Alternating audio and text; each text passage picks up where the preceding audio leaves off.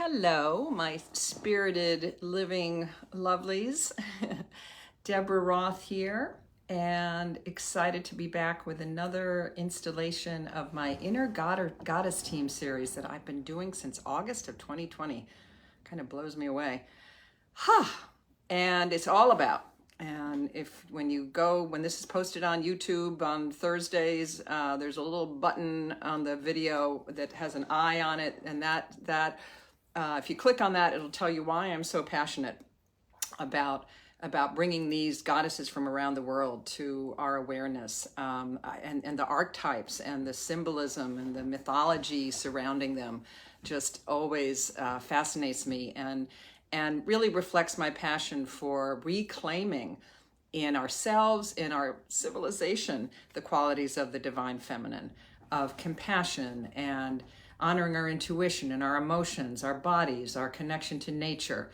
I think of peace, of connectivity, which sadly in our world today seems to be really in a tough place. So let us welcome these goddesses. This is not a frivolous thing. I truly believe in my heart of hearts that when we can embody these qualities as represented by these goddess archetypes, that we really can make a difference. So the one, and plus the fact I'm having a great time, I have to tell you, just getting the pronunciation right, and I'll probably still mess it up, of this Japanese goddess that we're honoring today, 2 days before the Cancer new moon, which Cancer's a water sign. So I was kind of looking around, and the one that I did last time was also Anahita, was also a water goddess. This is a Japanese saltwater goddess, and particularly in oceans. And her name, hopefully I can get it right on the first try, Tamayori Hima. And she is, in her true form, she is a sea dragon. So very powerful, for all of the ways that she's connected with health and with cleansing, and of course with water. And in her connection with water, you can call on her when, if you are with someone who's giving birth. She governs birth waters, literally, and you'll hear in the mythology why that is, for a safe and easy delivery. So she is Tamayori Hima, translates into spirit inhabited princess, or princess possessed by divine spirits. So definitely a positive kind of possession. And in Shinto mythology in Japan, she's the daughter of the sea dragon god, which explains why she is a sea dragon herself, Watatsumi. And she's the younger sister of Toyotama Hima. Toyotama Hima. They live in an underwater palace called Ryugu. And if anyone, I hope I'm not completely butchering this. I always ask for people to guide me who know better with the pronunciation. And like their father, they are these enormous, they're called wani, these enormous dragons. And usually though, these two sisters, Tamayori Hima and Toyotama Hima, are depicted as beautiful Japanese, and somewhere here I have one. They're depicted as beautiful Japanese princesses. And I love it when I can actually find a statue as opposed to some stylized, big busted, it makes me crazy when I see all these beautiful, gorgeous things. Would have been fun, and I didn't find one of what she looks like in her true form, in her dragon goddess form. Her sea dragon form. So her story, her mythology is, it's actually, she kind of plays a smaller role in it. She is considered a minor Japanese Shinto goddess.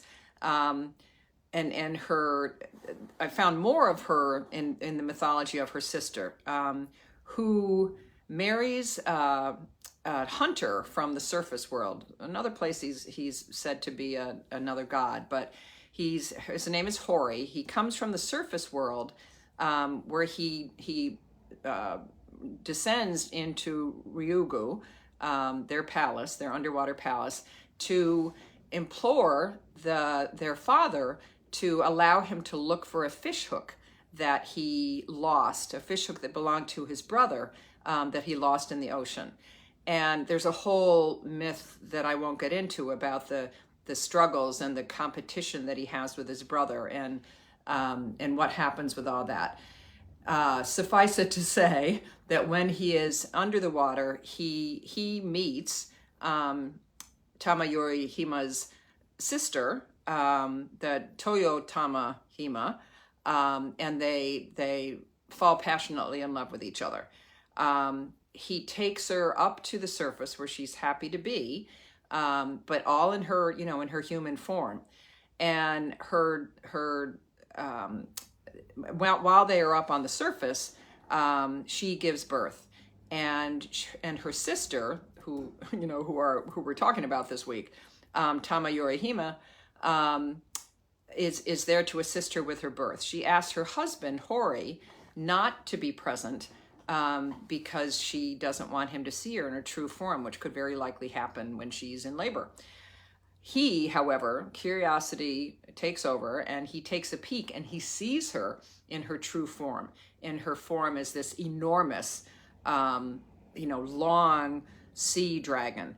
And he's surprised, but from what I could understand from the different versions of the myth, it's not him who is horrified. She is ashamed, which I think is very sad. Here she is in this powerful dragon thing, and because she's so ashamed, she abandons him, and she abandons her son, their son, and returns to the sea. And she asks Tamayori Hima to raise her son, their son, as her own, which she does. And so her son is Ugaya Fukiisu, something like that. When this child, when he grows up, he marries his aunt. He marries Tamayori Hima, and she bears him 4 children.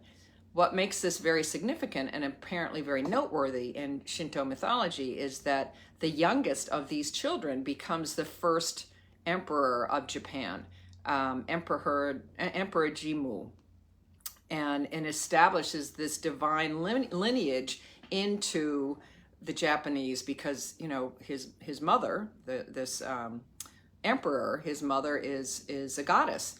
So that sets it up from the beginning that the Japanese royal lineage has this divine connection.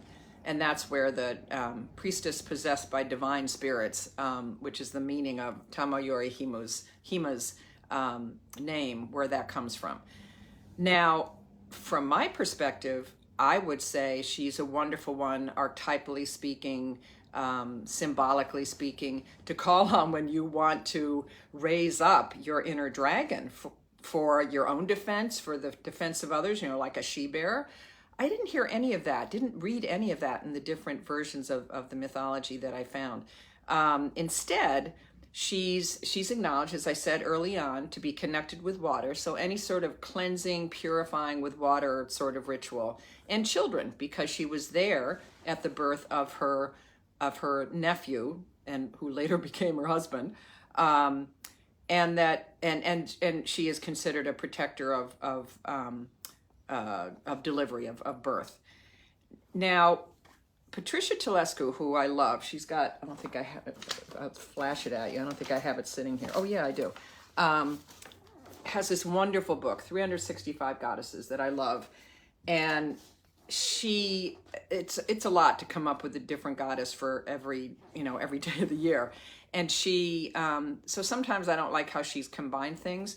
She talks about when I found out first about Tamayori Hima, about her from Patricia Telesco's Journey to the Goddess website, that there is a Tenjin festival that began in like 950 CE, Common Era, as a way to get rid of summer maladies. It doesn't happen until July 24th, 25th, so it's not connected per se to Tamayori Hima, but because it's very much about water festivals and water ceremonies for purification. And she suggests, which I wanted to share with you, she suggests some really lovely ones that some suggestions for ritual that you could take a piece of paper that you've been charging on your altar and then rub it all wherever you're feeling. If you have a stomach ache, my husband has a horrible cold right now. He might be able to rub it on his chest. You know, that's what this particular ritual would be. And then drop the paper into moving water. I mean, ocean would be great because that's where Tamahori Hima lives. Or it could be the toilet if you're not conveniently near an ocean. So it can carry away the sickness. So I loved that one. You could also burn the paper, you know, that you are rubbing away all of your maladies, since Tamahori Hima is connected to health issues and can help you with health issues. And then mingle them with a couple drops of salt water, and then carry them in a little solution as an honor to, you know, to call on Tamahori Hima to heal whatever this is that you're getting rid of. Excuse me, the end of my summer cold. You could also just soak in an Epsom salt bath, which I thought was a very cool idea. And as often happens in ritual work, clockwise is something to draw something in, to bring something in. Counterclockwise, now it may look the opposite when you're looking at me, counterclockwise is when you let go of something.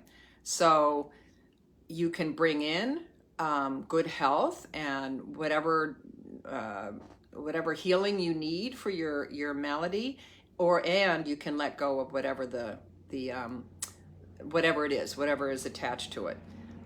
You could also put a pinch of salt and drink that, a little Tamahori Hima communion. So lots of fun stuff with her. I'd love to hear more if anybody else knows more about her than I could find in my general running around. And I'll share with you before we depart a chant that I love that I actually haven't sung in a couple years here.